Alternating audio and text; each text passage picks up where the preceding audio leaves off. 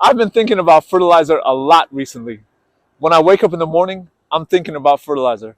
And when I go to sleep at night, sometimes I'm still thinking about fertilizer because I love my plants. I want them to have the best food, the best water, and to grow in the best soil. I want to give them the best of the best. And recently, I've been thinking a lot about what is the best fertilizer that you can give your plants. I'm here at the big box store where most people get their fertilizer from. But I don't really like supporting a big company like this. I actually like to buy my fertilizers from little mom and pop shops and support a small local business. But I still love coming here because they have awesome stuff, especially at this time of year. February, Southern California, Zone 10.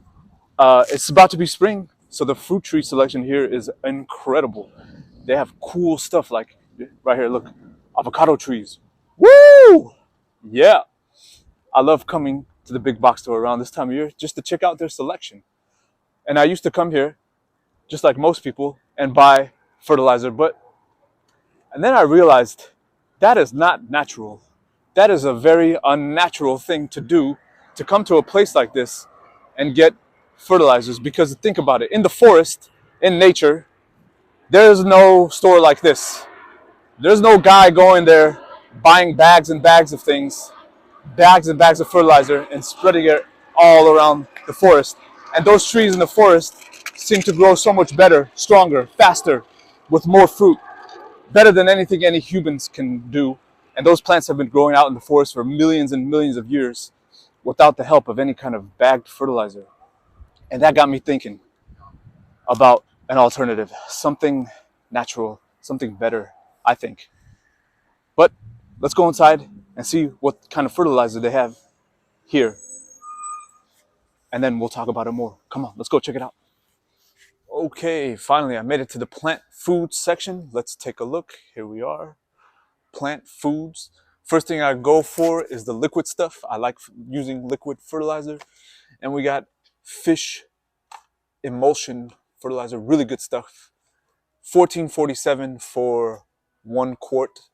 And we got this more bloom, also good stuff. Fish and guano, nice stuff too, liquid, 14.97. And then you got the granular stuff here, nice stuff. This is great fertilizer. 8 pounds for 14.97. That's actually not bad. That's actually not bad. The prices are not bad, but still, the prices have gone up. Fertilizer prices have gone up. Inflation has hit it just like everything else. And you can spend quite a bit of money trying to feed certain plants, especially the ones that like to eat and get fed a lot. Two plants that I could think of off the top of my head right now, banana and avocado. They will never say no to a meal. They want breakfast, lunch, dinner, snack, and a snack after that. They are heavy, heavy feeders. And you could break the bank coming over here and getting bags and bags of fertilizer for them. But I'm going to show you an alternative today, right now, that so you could save money and you don't have to support these big businesses. So let's go take a look at an alternative. Gardening should be simple. I think a lot of people overthink gardening, and that's where a lot of problems come from. When you keep gardening simple, the plants just grow themselves. We just give the plants the conditions that they need to grow in the best possible way, and we just step out of the way and let the plants do their thing.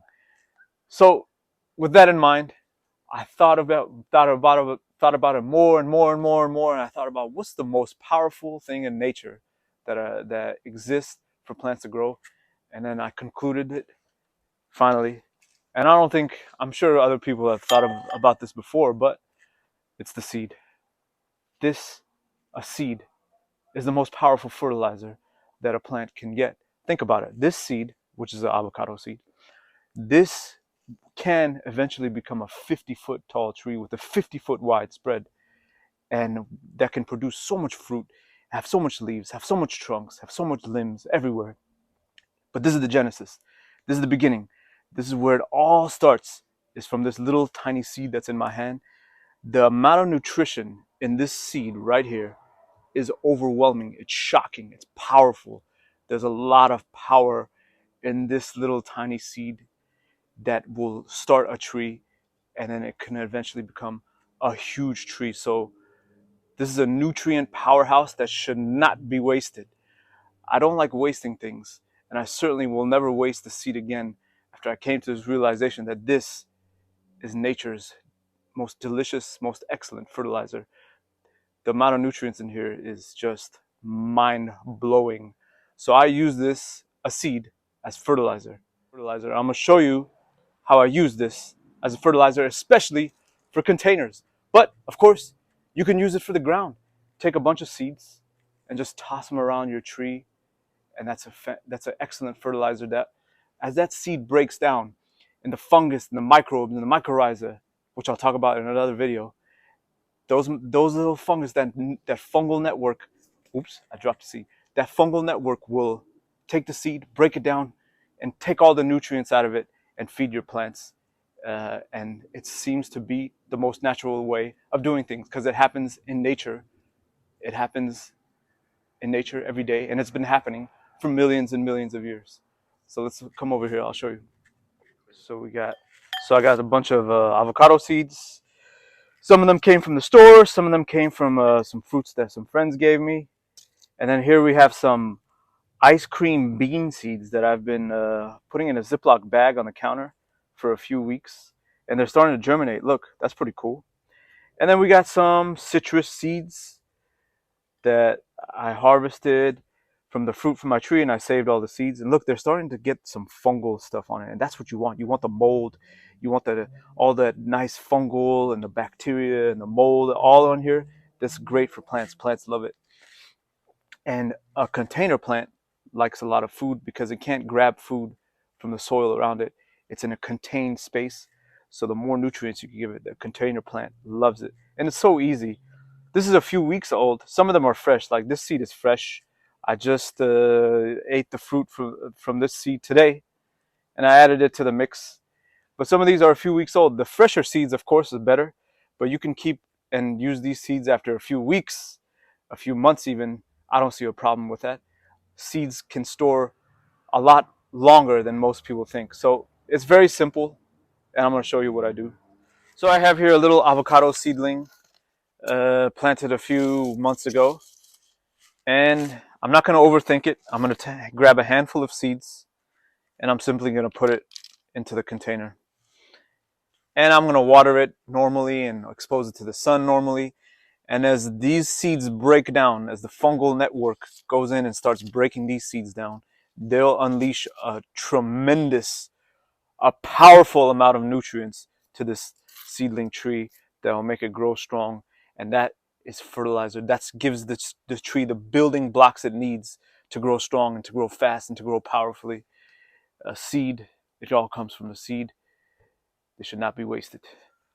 And that's it. That's as simple and as simple as it can be. Take a handful of seeds, drop them into the container, and don't think about it too much.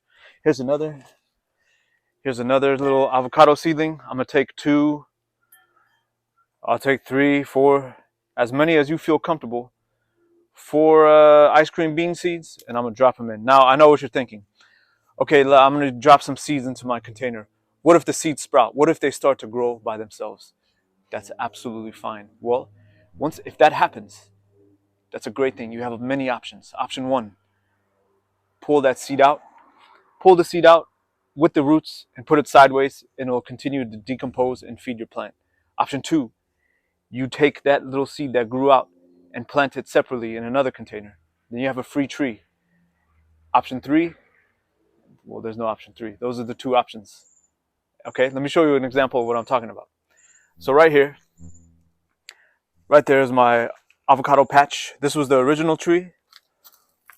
This is the original tree here that was here first, and I grafted onto it a few months ago. This is a reed avocado graft. But look, I fed this area with seeds, avocado seeds.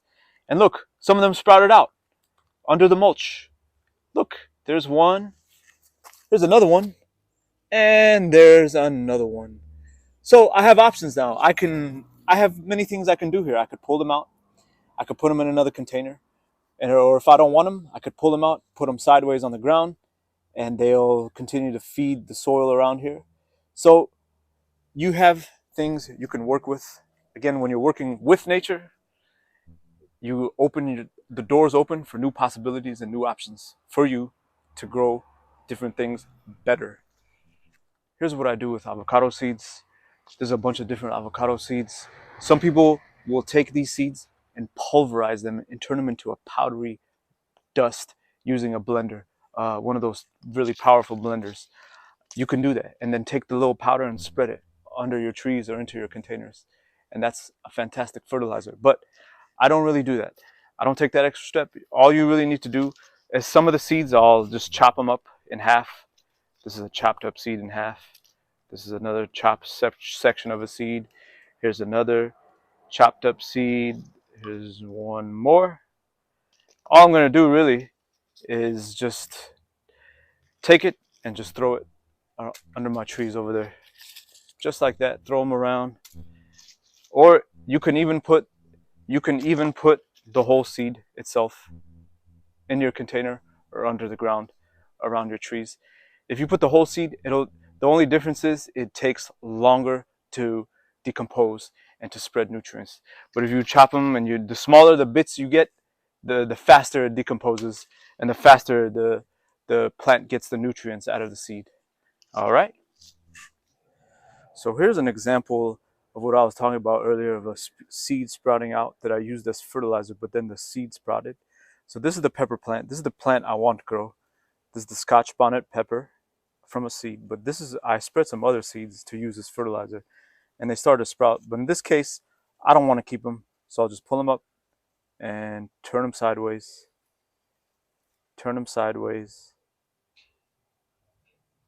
and leave them there. And they'll continue to decompose. So there's no competition with the plant that I do want to grow, which is this little guy, the Scotch bonnet pepper. Okay, I hope you liked that video. I have a lot more videos coming up talking about soil, talking about fertilizer, talking about fungus and mycorrhizal, these kind of things. A lot of exciting stuff coming up on the channel. So if you liked it, give me a like, subscribe, give me a comment, let me know how your plants are growing. And as always, thank you for watching. Bye-bye.